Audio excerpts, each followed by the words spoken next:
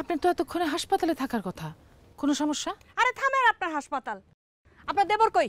ওর ভিতর থেকে বাইরে হতে বলেন, নাইলে ওরে আমি জুতা দিয়ে পিটাইতে পিটাইতে বাইর করবো।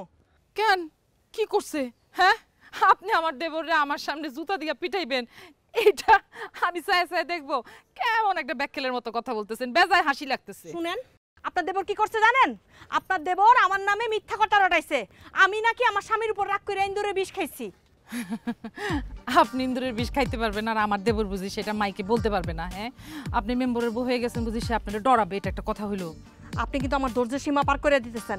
আপনার দেবর আমার নামে মিথ্যা কথা রটাইছে, আর এটার জন্য আমি জনগণের সামনে ছোট হইছি।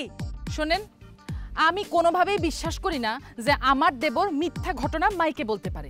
সমাজে যা কিছু ঘটে আমার দেবর বুঝা শুইরা তারপরে মাইকে অ্যানাউন্স করে। ও তাই? আপনার দেবর একেবারে দুধে ধোয়া তুলসী পাতা।